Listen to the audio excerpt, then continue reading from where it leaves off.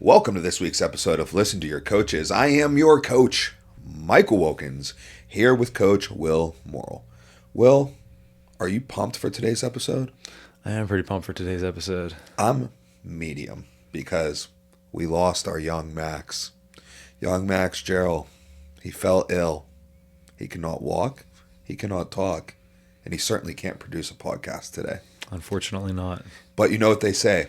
The show must go on and go on it will. We are going to recap UFC Fight Night, Cejudo versus Song Yadong, and we'll talk about other stuff too. But let's jump right into business. Let's talk about that fight card. All right. So we're gonna run it kind of how we did last week. Yeah, we're running it pardon the interruption style. PTI. Let's go. We got our timer going this week. We'll see the timer, so we'll see if that changes anything up. All right. So I'll bring us in. First fight was Modestas, right? Modestas Bukauskas. Modestas versus Rafael. Yeah, let's stick with that. All right, run it. So this was a light heavyweight fight. It was a light heavyweight fight in the UFC, and it was the first fight of the prelims. And Hold on, wait, we gotta stop, dude. I was talking with Chris yesterday. He was like, "Yo, how were the fights?" And I was like, "Oh yeah, like there was this dude in the curtain jerker." And then I talked about what I'm about to say, and he was like, "Curtain jerker," and I was like, "Oh yeah." So the first couple. Is that not a common term? I mean, I think because we're in fighting, we know that. But he was like, "Oh, I thought that was like someone's nickname or something." Oh my gosh, that's good. That was worth the pause. Okay. Oh, before we start, actually, let's just take an opportunity to thank our sponsors. We don't have any. If you'd like to sponsor this episode, let me know. Well, I mean, future episodes. This one's already. It's too late. Yeah, it's underway. It's underway. But the PTI format, we give ourselves 90 seconds to discuss a fight. To keep it moving and to keep the show, on the tracks. All right. Run us. Fight one. All right. Modestas versus Rafael. All right. So here goes what I got.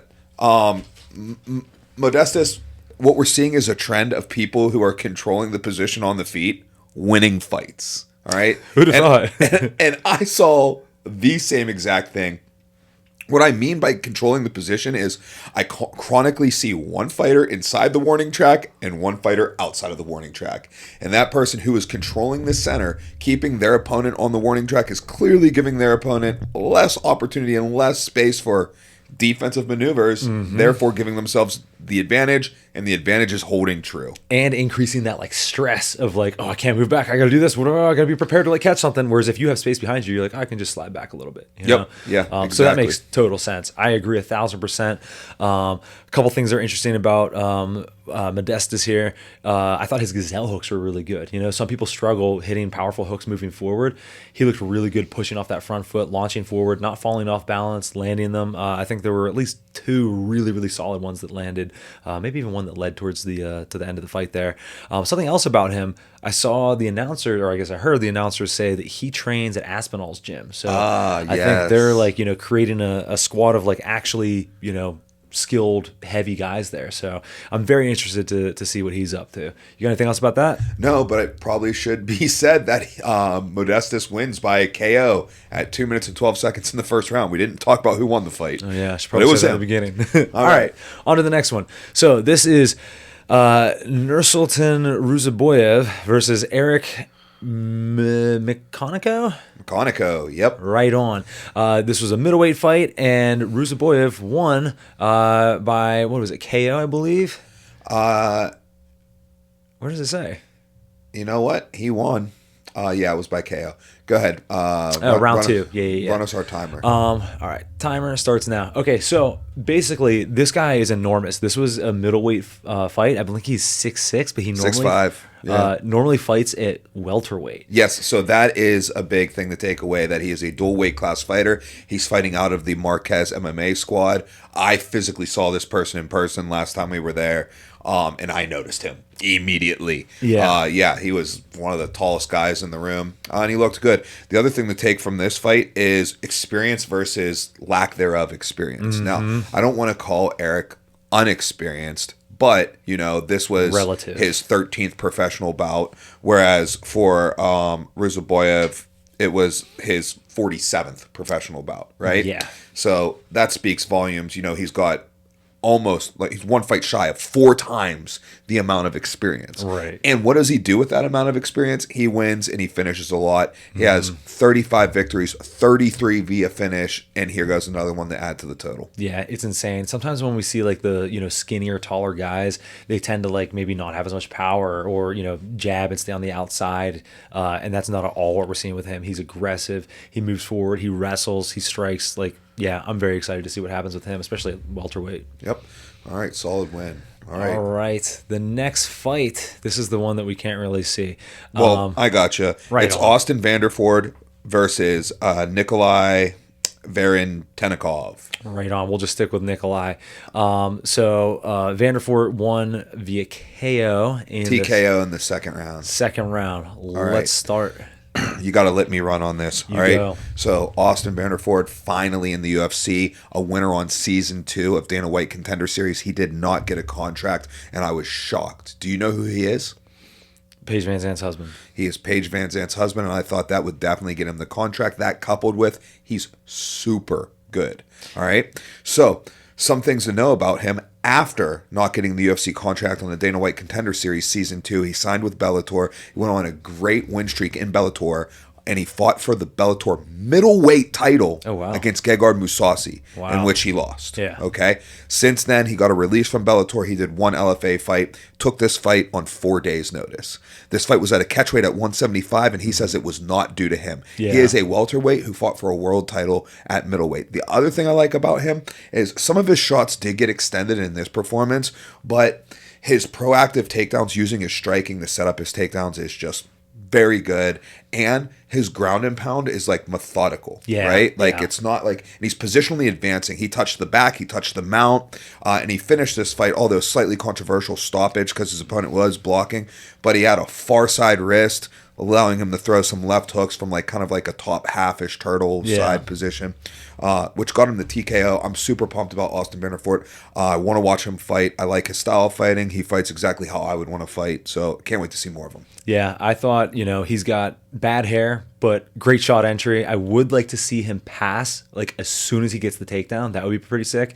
But his ground and pound looked pretty good there, so not a whole lot to, harp on. I disagree. I think the passing came at more opportune and better times. I think passing early could be a problem. Hey, well, that's why you're the ground coach, you know what I mean? But yeah, overall, very impressed with that. Excited to see more of him.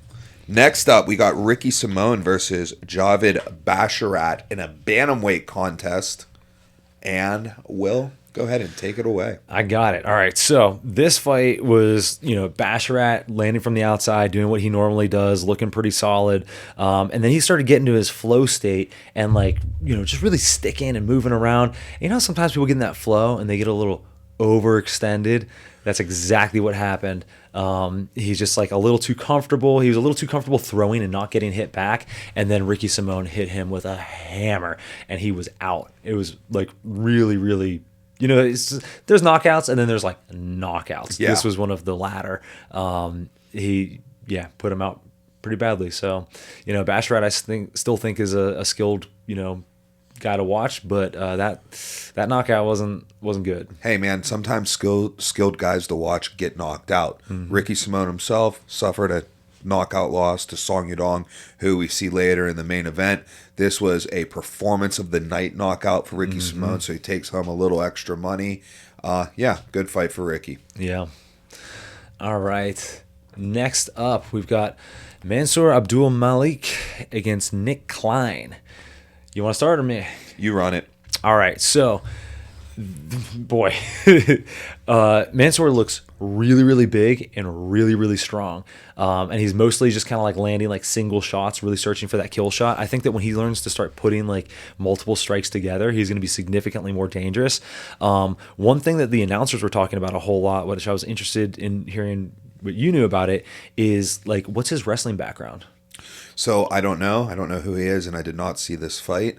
I would like to thank Mansour for running a strong second leg of a 3-leg parlay that I had out. But unfortunately for me, this fight fell exactly at bedtime.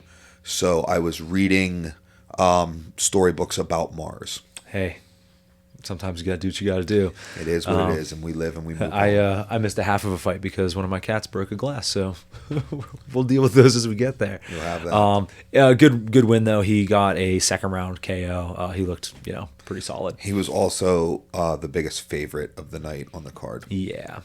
All right. Next up, we have Andre Touchy-Feely in a featherweight fight against how do you say that? I'm just going to call him Mel Costa. Right on, Mel Costa. So Mel won in the first round by submission. So, stand-up wise, looked pretty good. Mel looked pretty good there, which is not easy to do against Andre because he's obviously a pretty good striker. But he was probably getting the better of the exchanges, and then eventually Andre just blasted a double, timed it really nicely. It was really good, especially if you have a round that's like kind of close striking. Yeah. Gotta cement it. Unfortunately, he stayed in a guillotine position for a little bit too long, and didn't quite defend right. And as time went on, Mel was able to just like latch on and keep adjusting, eventually getting the submission victory. Yeah, I mean, as impressive as Andre Feely always is to me, because I particularly like him as a person. I was really pumped about that double leg, to be honest. Yeah, I thought it looked great. Now Costa's guillotine. Let's talk about that for a second. There was nothing really remarkable about it. It wasn't like, like he like blasted himself into it and it was too deep to fight out of. It was almost like Feely was so unthreatened by it that he let Costa kind of work it through and thread it through until it then became a problem. Right. And by then it was too late. It was almost the submission. It's the submission version of how what's his face got knocked out by Basharat got knocked out by Ricky Simone. Yeah, just a little too comfortable. Yep. Right on. Let's move on to the next one. So you said you didn't see this one, correct? Oh, I did. You did? Okay. Yeah. So we have it's Ion, right? Ion Cutelaba versus Ibo Aslan. All right. So I'm gonna start. This was nuts. This was one of my favorite fights, entertainment wise. Aslan, I believe, was coming off of 3 or 4 knockout victories in a row, something like that. And he came out heavy, just throwing only power shots. And we've seen Cutelaba crumble a couple of times in the past with people who just put too much pressure on him and get finished. But he withstanded it beautifully and threw some heat back, but more importantly, got takedowns and continued to get takedowns even after he hurt Aslan, right? They were slugging back and forth. Both got hurt at times. Iwan showed a very improved ground game based on what I've seen him do in the past. Got the victory at the, what was that, end of the first round, I believe? It was honestly about midway through. Midway through the first round. Wow, that was one of the most exciting. A lot of fight happened. Yeah. A lot of fight happened in half a round. Yeah, that was a really good fight. Definitely entertaining. Cutelaba's ground game, simple but solid. And yeah, love it. And a great pace too, you know what I mean? I mean, obviously short fight, so who knows what have happened afterwards, but that was really, really fun. And something else I think we should mention, that's the end of the undercard. That was one of the most fun undercards I've ever seen. It was one of the most fun undercards that I've seen in a while, because that is 1, 2, 3, 4, 5, 6. That's 7 undercard fights, 7 finishes. Yeah, and fun fights too. You know what I mean? It's not yeah, none of the fights were boring. And a fight that gets finished is a fight that gets finished too. Absolutely. And I don't think any of them even went to the 3rd round. Yeah, no, it was very, very fun. Well, yeah. Okay. Sorry, we're already on the main card. Event, yeah. All right. So first fight of the main card, we've got Alonzo Menafield versus Julius Walker, and let me run. So I put a live bet in on this fight. So it was about 30 seconds left in the first round, and I'm like, Julius Walker was still running at a plus 220 dog. And I was like, I just felt like he was less tired. And I was like, I think he's going to win. So I slid a live bet in on him, right? I was like, he's less tired. It's going to be a tough, tight fight. Right. But, I just kind of had that feel. Didn't work out for me as he lost a split decision, but there were some things that happened in this very competitive fight that I want to ask you about. What did you think of Julius Walker's stance? He stood very narrow and upright. Super upright, very like Thai style. And also it showed his strike selection, right? Lots of knees, lots of elbows, some clinch work. Yeah, I think it's interesting. I think that obviously I'm a fan of that Thai style, but it has to be adapted right to MMA. And I'm not sure that he's making all the right adaptations. My concerns on it were he seemed to be unbothered or unworried about a potential takedown threat, but he himself shot a lot, and that is not a good stance. It's not a good athletic motion stance to be taking shots from. Exactly. So, I mean, I can see being unbothered by an attempt, and maybe that puts you in a good striking position. I would defer to your expertise in that area, but in my expertise, it's not a great stance to shoot your takedowns from. Yeah, I also don't think that, like you said, he used it in the way that you would in like Muay Thai. So, I thought it was a fun fight, I guess. Super he kind of sloppy. stood there, looked like someone who was tired. Yes. But, it was all the time. So I know it wasn't just that. Right. The only thing I have to say about this that's interesting is, Menafield here is ranked, and the fights we just saw before that, unranked. And I thought that both of them looked better than these two. Granted, it was a half round, so who knows? But oh, yeah, the light heavyweights, Ion Kutulaba and Ibo. Yeah. Yeah. Overall, Slop City, not my favorite fight, but it was all right. Next fight, we've got, it's Jean Silva, correct? Yes. Against Melsick. Mr. Bag. Melsick. So, obviously, and you and I talked about this, we did not enjoy all the high-fiving. I don't think that's like a good thing to be doing in fights. It's the number one thing on my notes here is I hate fights high fives. Yeah, it just like really bothers me, and a lot of the Right. times it ruins the whole thing for me. You know what doesn't bother me? Acknowledgement. I don't encourage it. I certainly don't encourage it amongst my fighters. But it does, as a fan, it doesn't bother me. Acknowledgement be like a point or a Right. nod or a gesture, like lifting your eyebrows, oh, that Yeah. was close, oh, nice one, something like that doesn't bother me as a fan. But stopping the fight to physically make a high Yes. five contact is just incredibly irritating. Or when Right? they hug in the middle of the fights, drives That's me the crazy. worst. Yeah, I'm That is like, the this worst. is unacceptable. Yeah. But with that said, I didn't let it bother me too much because at the end of this, I'm very impressed with Silva. He obviously landed that monster punch, had that iconic moment where he's standing over him, looking at the ref, dude, you gonna stop this? And then when he's like, oh, we can keep it going, and he's like, all right, and then boom, boom, boom. Yeah, finishes him I didn't off like real that easy. either. It actually made me, I'm not a fan of John Silva Oh, interesting. at all. I don't like the character that he plays, and I Yeah. don't like that, are you going to stop it thing, right? I think that's, pretty disrespectful to do. Fair And, enough. right, the fight shouldn't have been stopped, right? Yeah, fair You enough. know what I mean? The other guy, basically what it turned in, I mean, unless you like mind games, Mm-hmm. if you're into that, as a way of winning this, then that's your cup of tea. It's not my cup of tea. But he's looking at the ref, and it makes Melsick start looking at the ref. Melsick clearly still with it Yeah. to be able to what So yeah, I don't like John Silva. Interesting. I thought the performance outweighed the negatives, so I'm a fan. I also didn't think it was a great performance. Fair enough. But most importantly, I very much like the call out. Called out Bryce. Yeah, Yeah. it's just two people that I both want to see lose. So. Well, I hope he knocks Bryce out. All right, on to the next one. We have Rob Font against Gene Matsumoto. This was a fight that I missed exactly half of because my cats decided to knock a glass over, and I had to run over and clean up some glass. With that said, I saw half of it, so I felt pretty good about the decision. It looked like it was close, but I do think that Rob Font edged it out.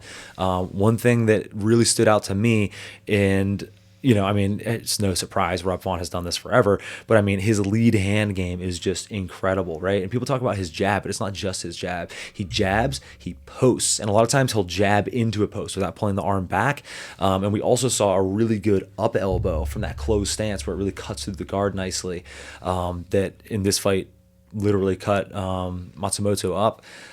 Again, close fight. I think Matsumoto's a beast. I think we'll see a lot more good stuff out of him, but man, good for Rob Font. Awesome fight from what I saw. Yeah, I think it was a tale of two halves. Matsumoto first half, Rob Font second half, and reflects in the decision. Yeah, yeah. Ready to go on the next one? Yep. All right, so next up, co-main event, we have Brendan Allen against Anthony Hernandez in a middleweight fight. This is a ranked fight. Yeah, I was going to say probably has the most title implications outside of the main event, with number 9 in Brendan Allen against number 12 in Hernandez. Let's get to it. So, do you have any notes you want to pop off with? Nope, you run it. All right, so first of all, I need to start putting a little bit of respect on Brendan Allen's stand-up. I was a little disparaging in how I was talking about it last week, and dude, he came out and looked sharp on the feet. He really did a good job in the opening parts of that fight. So even though he didn't win, respect to Allen's stand-up and just his skills all around. Shouldn't have been so dismissive. Hernandez is like wrestling style, riding, controlling on the ground is really impressive, and it's really mean. I notice at times he'll put his knees on Achilles and stuff, and just it just looks uncomfortable when he's holding you down. This was an interesting fight. We got some back and forth. The right guy won at the end. Apparently Hernandez was on antibiotics, which makes it even more impressive. One thing that is interesting here is Hernandez broke the middleweight takedown record in this fight. He took it from Chris Weidman, which is really, really impressive. I liked the pace, the action in all aspects of the game. I thought it was really technical. I very much enjoyed this fight. One thing is that Hernandez didn't seem to really say that he was impressed with the performance and call out someone big. He just said I want whoever's going to get me to the top. And I don't think that's a good strategy for making that happen. But other than that, very impressed with this fight. Solid, yeah. Who do you think is going to be the next person to break the middleweight takedown record? Oh, man, I have no idea. Who's a good Chimaev, Bo Nickel. Oh, yeah. Probably Chimaev would be next, I imagine. Yeah, I imagine too. Yeah. On to the last fight. All right, Henry Cejudo versus Song Yadong. Just such an unfortunate turn of events for this fight. I do have to say I had Song Yadong winning the fight at the time, but I think it's just an improper use of the power, I guess. I'm not saying wielding power, but improper use of power by the referee. From my understanding, he started the 4th round so they could go to a decision, which is it's not right. Right, they didn't fight in the 4th round. You know what I mean? So not only that, but from what I understand, I could be wrong about this. I think he said you have to have finished half of the scheduled rounds, right? Half would be two and a half rounds. Well, they said if he would have stopped it in the 3rd round, it would have been a no contest. Right, but I heard them say that, but I think they also said it had to get past half of the scheduled rounds, and maybe it has to complete the round that point happens in. I don't know how that works, but that round was still completed. It seemed really odd to me that he felt like he had to start the next round. It kind of felt like he was, the ref was trying to get a little shine. If it's true that the 4th round, he needed to start the 4th round in order for it to go to the scorecard, it's inauthentic.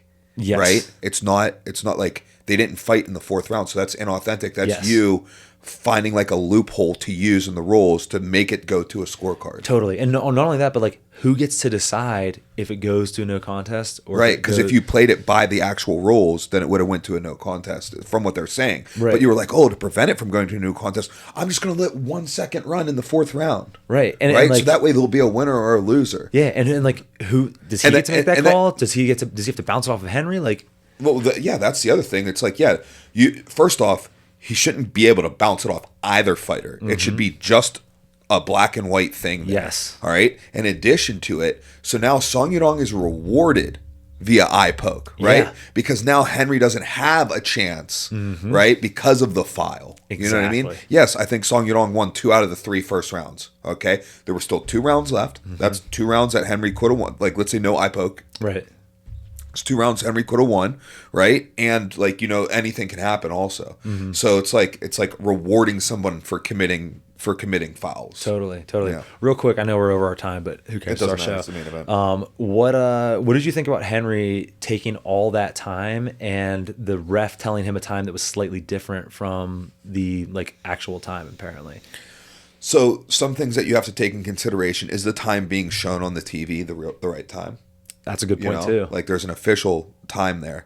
And I think the ref does have, if the ref says you have 5 more seconds, then you have 5 more seconds. The ref can't be oh, actually, I was wrong. You only had 2, so now you took too long.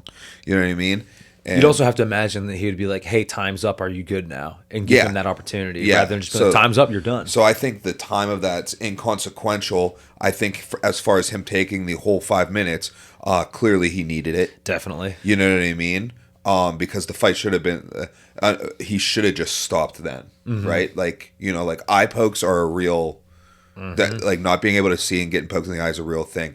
I saw some people online like, oh, like he was milking those eye pokes. Dude, I've been poked in the eye wrestling, and it like at a practice. Right. I got poked in the eye at a practice, and it stopped my I could not practice. Right. And I wasn't even having to defend against strikes. This was wrestling. Yeah. I could not practice. We've had some of our friends get poked in the eye, and like Justin Patton recently got an eye poke. Not in his last fight, but the fight prior, and the fight had to go to no contest because he could not continue. It is a serious thing. Yeah, and it's You know legit. what I mean? Yeah, and it's an unfortunate part of the sport, but that's part of the sport, and that's why no contests exist. Yeah, I thought the whole thing was handled poorly. I don't know if I hate that it went to decision. I'm not sure. I just don't think that it was handled appropriately. I hate that it went to a decision because of running into the fourth round. It was inauthentic. Yes, that did feel weird to me. And also, like I said, maybe It it's was just me misunderstanding. manufactured. Yeah. It was inauthentic. It was manufactured. It was wrong. Yeah, I agree. You want to get into stock up, stock down? Yeah, let's run it. So let me go stock up. My stock up, man, cards I think are going to suck. This card was a banger, dude, especially the prelims. Watching fights of these guys who, like, haven't really heard of yet. Like, I mean, there was a point in time when you haven't heard of your current favorite fighters. Yeah. Right? And this is how you find them out. You find them out on these UFC fight nights, on these prelims. Man, those prelims, man, they were banger. They were better than the main card of several events that I've watched recently. So stock up, fight night prelims. Yeah, dude. Wow, I love that one. Go ahead. My stock up, I was torn a little bit. I was gonna go between Silva and Hernandez. I ended up going with Silva. I think that while certain people like you may not like his antics as much. To be honest, I didn't love the antics, but I think the skill is there. And I actually put Silva like Slash the Fighting Nerds. I think they're on some insane streak in the UFC. They're like, I don't know, whatever on the year. They're probably like, I don't know, like 4-1 or something. And they've, again, on a wild streak just in general. And I do think that he is going to blast off into, big fights like against Bryce Mitchell. If he beats Bryce Mitchell, not only does that put him into like rankings and potential title contention, but also like everyone hates Bryce Mitchell right now. So I think that call out was like really, really solid. The other reason I didn't want to give it to Hernandez, even though I was impressed with his performance, is like I said earlier, he didn't have a call out prepared. He was just kind of like, oh, hey, I was on antibiotics, wasn't my best fight. I'll fight whoever, gets me to the title, which, in this sport, that's just not how it works. I would have liked to see him go, hey, I want this guy next. I thought the fight was great. You know what I mean? Because personally, I did think the fight was great. So I think he just kind of cut off his own legs a little bit there. And that's why I went with Silva. Yeah. I just think I don't think a win over Bryce Mitchell is going to get Silva like in title contention. No, that doesn't put him in title contention like right away, but it pushes him closer to it because Bryce is. Yeah, it's a ranked opponent. And not only that, it increases his star power dramatically because Bryce is a star and everyone hates him. Yeah. So I think that was puts a lot of eyes on him right now. I think that was a brilliant call out after a solid performance. Yeah, after Anthony Hernandez's lack of a call out, I do not hate inauthenticity. Right, like he didn't feel good. He didn't feel worthy of doing a call out. He didn't have you didn't feel like his performance was that of calling out someone specific, and I do not hate that. Oh, I don't hate it either. Dude, he almost got my stock up pick here. I thought that, and again, I think that never going to hate on authenticity, but I think he was overly harsh on himself. I thought it was a good performance. All right, what's your stock down? Stock down is Cejudo, brother. He has now lost, 3 in a row, I believe? 3 in a row, 38 years old. And also, think about what he did in the bigger picture of things. He said, I want a rematch. You know who doesn't want a rematch? The fans and Dana White. You know what I mean? Henry Cejudo said he wants a rematch. He said he wants a rematch. Yadong said, "Oh yeah, we can do a rematch. Like this wasn't right." You know, like he's, I think Song seems like he's a solid dude, and he didn't love the way that was handled either and how that all went down. But Dana doesn't want that. We kind of know, like, I mean, I could have guessed ahead of time that Dana wouldn't have liked that. He's not going to have it happen. And also think about it. What is Henry trying to do with that call out? Get that one back? Cool. Is he going to make a ton of money from it? No. Is that going to get him, like, into title contention? No. He's fighting a guy who's ranked lower than him already. So I don't think that makes any sense for him. I think what he should have done was either A, said nothing and been like, hey, this is just wrong how this went down, and then just made a big stink of it and then get some time to like think about what the strategy is, or make a call out for a fight that is going to do like big numbers and actually get some star power and make you a payday. The dude's 38. He should have called out Aldo. I don't know. I think that you can't really call anybody out until you beat Song Yadong. I mean, fair enough. I think the right thing that maybe I do like, like making a bigger stink about how it was wrong, because it was.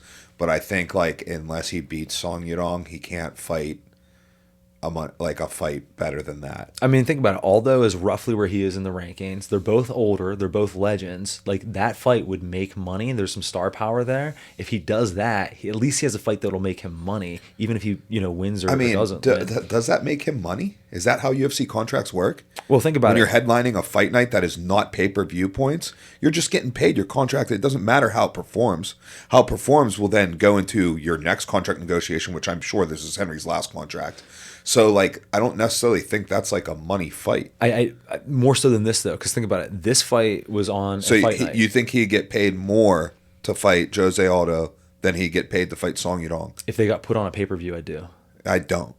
Oh, I'd be very interested in like finding that out, but I don't think that his contract says that like, oh, if it's a pay-per-view fight, we'll give you an extra $50,000. But if it's a fight night fight, because then why would you accept fight night fights? No, that's a good point. I'm pretty sure his contract is just like whatever his contract is, and if you're a champion or fighting in the title fight and you get part of the pay-per-view points, right? Then it does matter. Then it matters, but like it doesn't matter like if it's a fight night or a pay-per-view. If you're gonna be not a point getter. Well, let's take money out of it then. At the very least, like star power in terms of like a big fight. I think that, in my mind, I think that was the move that he should have made. And at the very least, like I said, just like make a big stink about it being wrong and then see what you can get from there. Because right now he called for something that we know he's not going to get. And again, I don't think it's a super winnable fight for him. And even if he does win it, I don't think it really progresses his career much. We only know he's not going to get it because Dana White said in the press conference after the call out. After. Right. It's after. So you can't be like, oh, like, you know what I mean? Both fighters asked for it. Like, how often do both fighters want to fight and it not happens? You know what I mean? Like, why should it not happen? Both fighters want it. Yeah, I'm not arguing that it shouldn't, but I do think that it won't. And again, I'm not basing it off of what he thought was going to happen. I'm basing it off of what did happen. So that's why I think he's stock down. Yeah, my stock down is refereeing. Yeah, dude, that's a great call. That's a great one. Yeah, just the crazy abuse of power in that main event there. Being like, hey, we're going to actually run it 1 second of the fourth round here just to completely like scam everybody. You know what I mean? I had money on that fight. Mm-hmm. If that fight's a no contest, then I get my money back. Right. But instead I lost it yeah. because this dude was like, I'm going to make up some shit. Yeah. I'm going to pretend this fight happened in the fourth round so we can go to the scorecards. And not only instead that, of a no contest. Think about it too. The fans in attendance had no idea what's going on. And also like, yeah, I mean, I realize as a ref, you're yelling at people, and maybe I'm kind of looking at this in like a mean way because I also disagreed with how he handled it. But like, did you see after he sent the doctor out and he sent everyone out so he could start the fourth round, and then he stops it right away, and he's like yelling at the doctor, he's like, get back in here. It's like, dude, why? Like, come on, man. It did feel like he was kind of like, felt like this is my moment, and it didn't shine. This is my moment. Let me show you how much I know the rules, that if we do 1 second of the fourth round, the fact that you're able to do that is crazy. Yeah, that it really is. A fighter saying he can't fight, and you're like, actually, you'll fight for 1 more second. But you won't actually have to do it. I'm just going to start this for 1 more second. Well, hold on. Let's think about it like this, though. All right, just to play devil's advocate. If he doesn't do that, right, then it automatically goes no contest. Do you think he maybe thought oh, maybe Henry did enough to win and he'd prefer this outcome? that's just as wrong. Yeah. Doesn't matter. It doesn't matter what outcome he preferred. Both preferring an outcome is wrong. Yeah. Yeah. As a referee. Now, like maybe like deep down in your heart, but doing something about it. Yeah. Right? Yeah. Because either way, that was doing something about it. Now, did he bounce it off of, I couldn't really tell like in the moment. Did he bounce it off of Henry? Was he like, hey, this is what I'm going to do? Do you know? No, he just explained it from my recollection. He just explained it to like the alpha male corner. Okay. And was like, hey, this is how I'm going to run it. No, the other thing I'd have to say about it though is like, I think like if a foul happens, like the eye poke, you know, you take your time, which is all well and good, and then you restart the fight. I think then that was your opportunity to. Oh yeah, it's a right. So if you're like, no, I can't fight now, like after right after restarting for it's 30 like seconds. It's like, all right, well, like that ship has sailed. Now it's a loss. Now it's like a concession loss. Yeah, it's like what's it called when like someone gets tried for a crime? Double Jeopardy. Double Jeopardy. Yeah. It's like that. It's like, hey, you had one chance right there, and now that you've lost. But like, I don't know. That is tough because it's like an eye poke, and you're like trying, like right, and you're like, oh, maybe it'll clear up in this time, and when I get back to the corner. But the way that he went back to the corner, and obviously, like Henry, whether you like him or don't like him, like he's obviously an incredible like competitor, you know what I mean? Yeah. And he's obviously super tough, and so for him to go back to his corner and be like, I can't see, that tells you something, you know. What did you think about his corner? Just like fixing him up and being like, go back out there. I mean, what are you gonna do? It's Henry Cejudo. I would have at one point. You gonna tell him something different? At one point, I would have, as the cornerman, been like if that was one of our guys, even if it's a big fight like this, I'd have been like, do you want to keep fighting? Like very quiet. And maybe it's different because the UFC, they're up in there with microphones and like. No, you could probably get that off. Yeah. Okay. And he says yes. I want to keep fighting. But that's what I'm saying. I never saw that in the corner. Like I just saw them like, hey, do this, blah blah. And he's like, I can't see. And they're like, maybe it's just such like an obvious. Yeah, maybe. And also he might have had a talk with them before where he's like, no matter what happens, put me in a position I can keep fighting. You know what I mean? Like, I mean, like that's probably just. I mean, dude, this is an Olympic champion. Mm-hmm. It's probably just like a not like that thought never crossed my mind. Well, and also at what point do you have to protect these guys from themselves, right? Because a lot of them like I just don't think like that is one thing I do disagree with as far as like the coaching aspect goes, protecting the fighter from themselves. Mm-hmm. In what regards? Once the fight has started, it's gone. You know, like can you even throw the towel in? I think technically you're supposed to let the commissioner near you know, and they're supposed to stop. I think. Yeah, like I don't even like the fact that the corner can do that if they can, and I kind of like vaguely like feel like you can't. This is interesting. I do kind of like that you can, because sometimes you see things. So, for example, I just saw on Instagram. Do you remember that girl that she was cutting weight with us with Farman at LFA?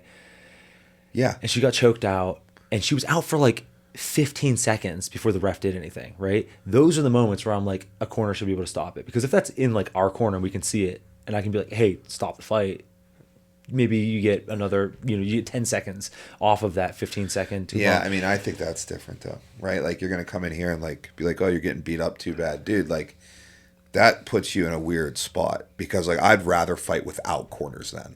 If I thought that my corner had any potential capacity to like have some type of like pity enough to stop the fight, I would rather fight without corners. I'd rather not get water and ice in between rounds or than to have like that potentially taken from me against my will. See, I totally get that, like coming from like the fighter's competitor side, and I'm like, dude, I'd fight to the death than rather, like give up like that. But also, if someone stopped the fight, I would not pay you. Yeah. And I would never talk to you again.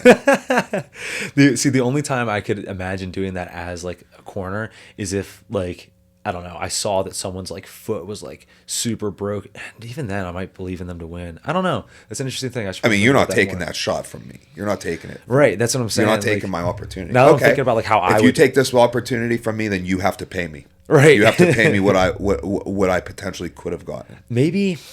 I don't know. I'm trying to think about it now. Like, okay, so here's a fight where it would have made sense to do that, which it wasn't necessary because the ref took care of it anyways.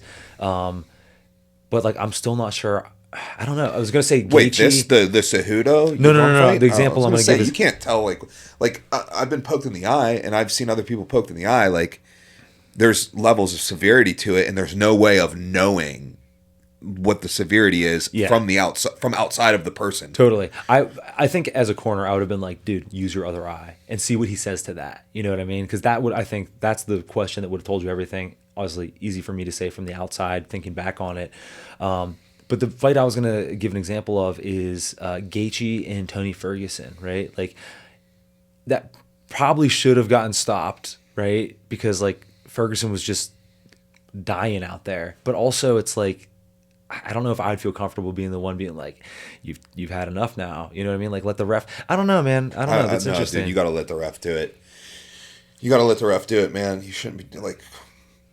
Yeah, I think the only example I can think of is that girl who was out in that choke. And if I was the corner, I'd be like, even then, just yell, she's out.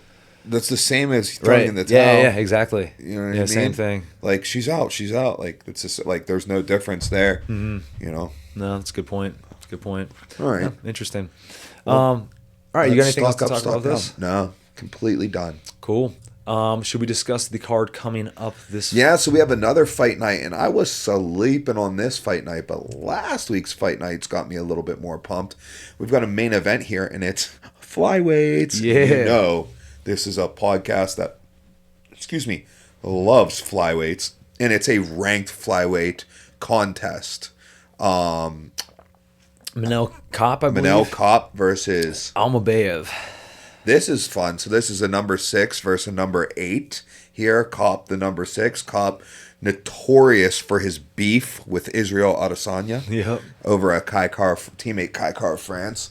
But yeah, I mean, dude, I don't have any like breakdown for this. Do you? No breakdown other than, I mean, Kopp just like puts a crazy pace, super high action.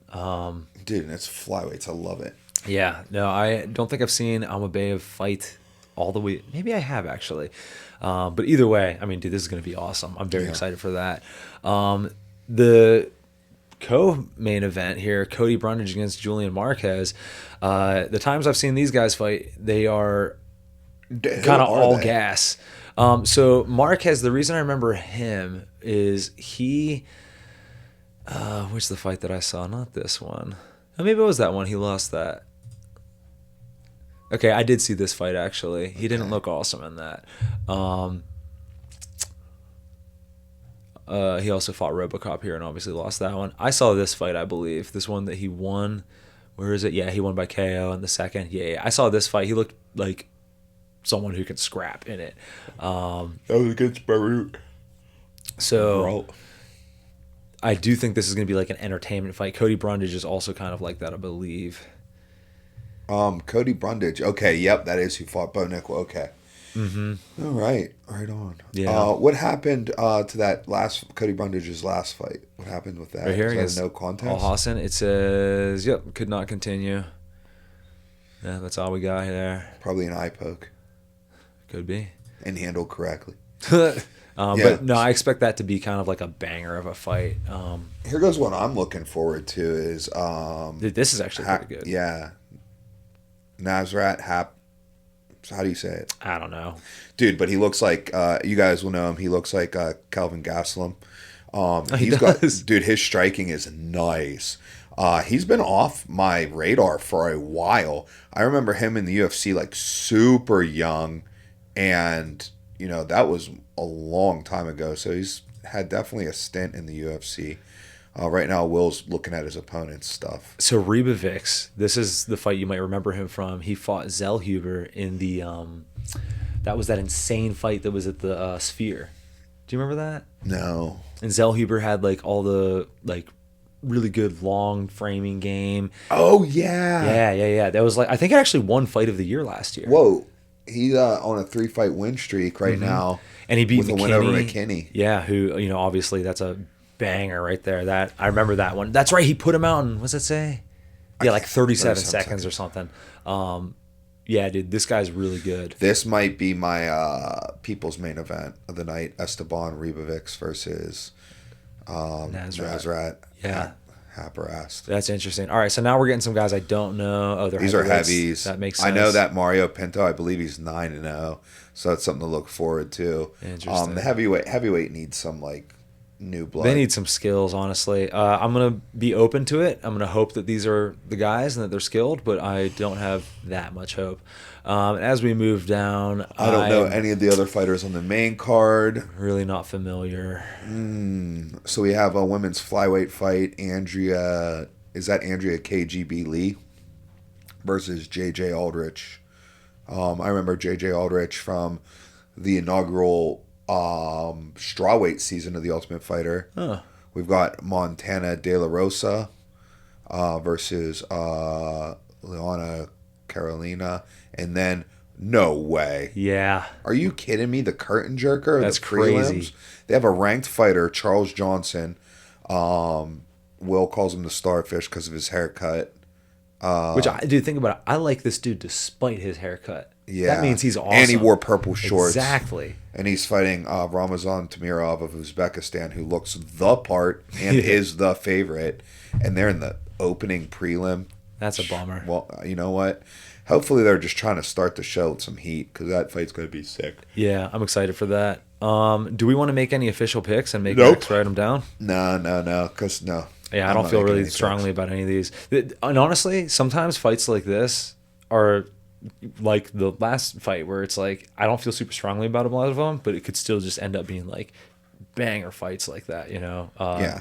And honestly, sometimes you experience less heartbreak because you're not pulling for anyone that hard, you know? And you kind of Right. like develop, you know, who you like as the card's going on. So I like cards like this. Yeah, I'm interested. Excuse me. So this is a 7 p.m. main event start time, so we get a little bit of an earlier night. That means those prelims are probably starting around 4 p.m. Fired up about that. Yeah, and I can't think of it competing, like, I don't see it competing against anything. I'm trying to think of any wrestling events that it might be competing against. No. Just last night was the last college duel of the year. Oklahoma State versus Iowa. It was a really great match. Number 2 and 3 ranked teams in the nation. So that ends the college duel season. In 2 weeks, the conference championship starts. And 2 weeks after that, you got your NCAA championships, a lot of state championships going down. Some of these states, man, like Iowa and Indiana, they just ran their state championships this weekend. I'm like, you run your states in February? Your season's over? It's February 24th. And so you're telling me you guys woke up on February 23rd and your season was over? That's crazy. PA, we still got 2 more tournaments to go. They have the regionals this weekend coming up, and then states the following. Man, Ohio, same way. Do you think we're gonna have to pull another coach in for some NCAA stuff, some breakdowns? Oh, we should. Yep, we'll be looking. Yeah, we're gonna do that. Look forward to us bringing some wrestling coaches in on the pod. Some other things to talk about. So we're a little over a week removed from the UFC Fight Pass Invitational that now has a new main event. Sick main event. Nick Rodriguez versus Victor Hugo. Victor Hugo is 2-0 against Nicky Rod. Nicky Rod, the $1 Million Man, coming off of his CJI $1 Million tournament win, in which Victor Hugo was in the field for that. He got upset in the first round, so that'll be interesting to see. And I think it's really important that Nicky Rod wins that match. Yeah, it is. Reason being is because Nicky Rod is also set up to compete at Who's Number 1, I believe it's in April, on Flow Grappling against Kainan Duarte, who is the ADCC champ, and nothing would take the steam away from the CJI champ versus the ADCC champ other than one of them coming off a loss. Yeah. So we really also a guy who's already beaten him twice. It's like, Yeah. well, now you've kind of proved that. Yeah, so I really hope Nicky Rod wins that. It's a bummer about Fionn. That's what we're getting to. We're going to be sad about it. But yeah, the main event, Fionn Davies versus Adele Fornerino. Hopefully just postponed. Hopefully they can figure out a way to make that work on, another Fight Pass invitational card or I'll take it on any event that I can. But Fionn suffered a shoulder injury as of time of recording right now. It is uncertain if it's going to require surgery or not. So nothing to update you there, but that was going to be just the absolute that's the biggest match you can make in women's jiu-jitsu at the moment. So sad that we lost that. Wishing Fionn a speedy recovery, and hopefully we see that match happen sooner rather than later. Yeah, for sure. The card's still packed though. There's tons of other great matches on the card. I think Sarah Galval, Andre Galval's daughter, is going against, oh my gosh, Cassio Mora, who she's really unique. Do you know who that is? No, I don't. So she, June of 2023, she was a blue belt. June of 2024, she was a black belt. Wow. Yep. She was on the BJ Penn schedule. No, she was much faster than the BJ Penn schedule. Wasn't BJ, didn't he get his in a year? Or he get his like 4 years or something? Yeah, 4 years. No. So the only way, like, if you follow the IBJJF grading scale, which most people tend to follow just because it is a standard to follow, there's minimum requirements at each belt level, right? You got to be a blue belt for 2 years, a purple belt for 18 months, a brown belt for a year, right? Now there's outliers to it. If you win the world championships, you can be promoted. Right. So she won the GI World Championships in June of 2023. Oh, that's right. You told me She about got her purple belt. Yeah. And then she won the No-Gi World Championships in December of 2023, got her brown belt. Then she won the GI World Championships in June of 2024, got her black belt. That's so And then she won the No-Gi World Championships in 2024 at black belt.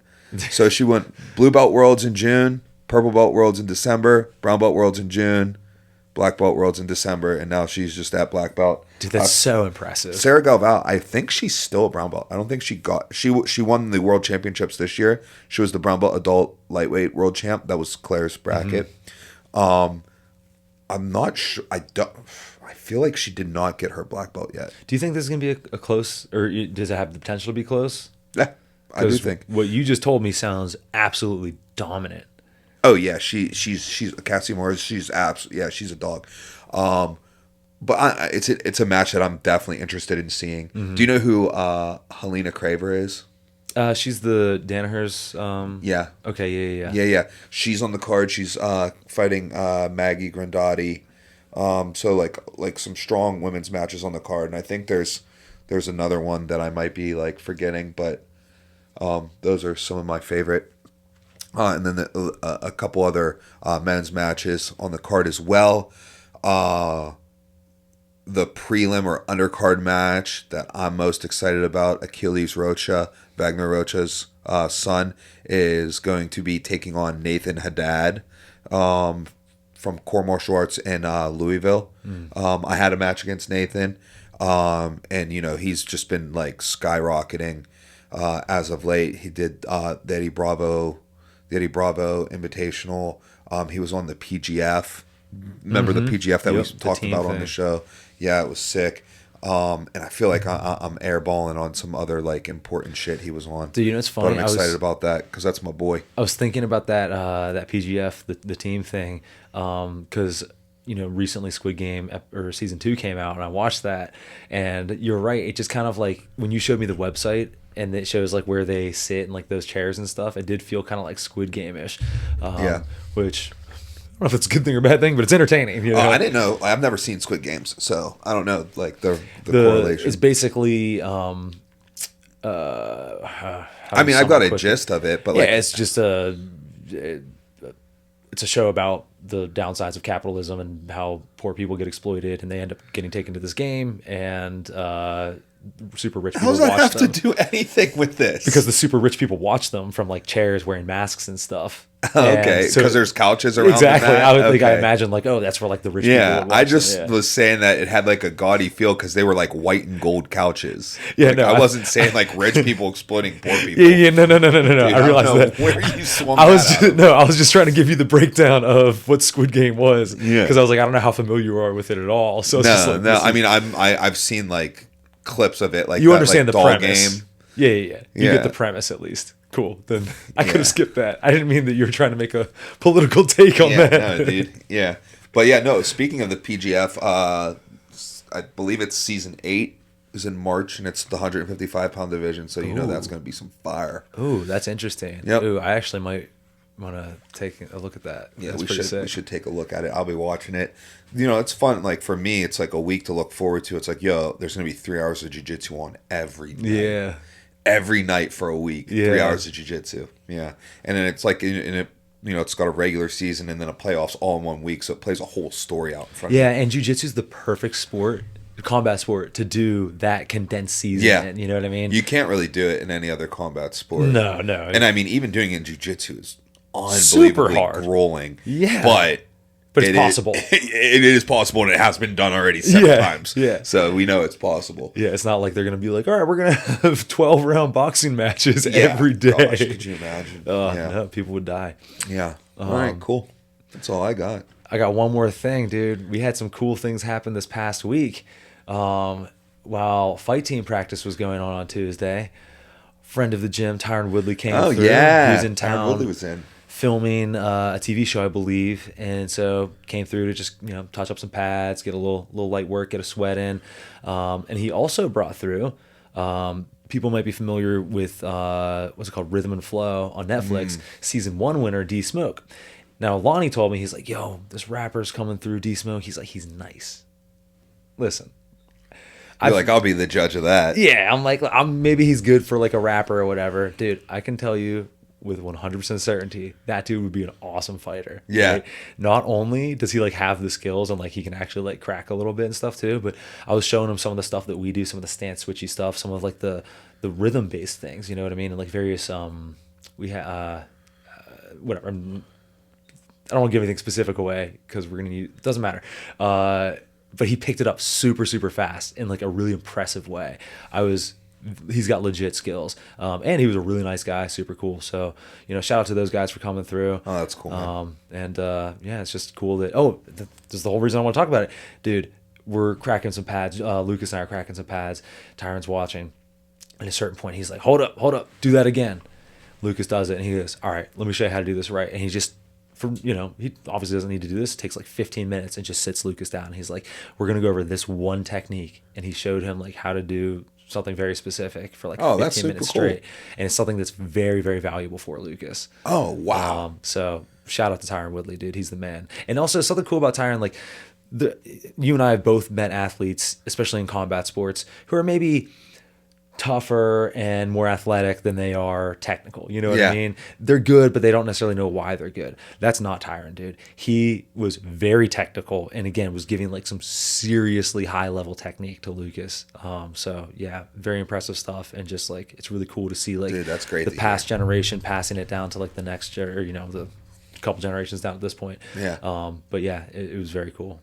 Man, super cool. Well, hey, we're lucky. Yeah, we really are. Yep. All right, that it? That's all I got. All right, that's this week's episode. Listen to your coaches. Make sure you're liking and subscribing, commenting, all the good stuff, and we'll catch you next time.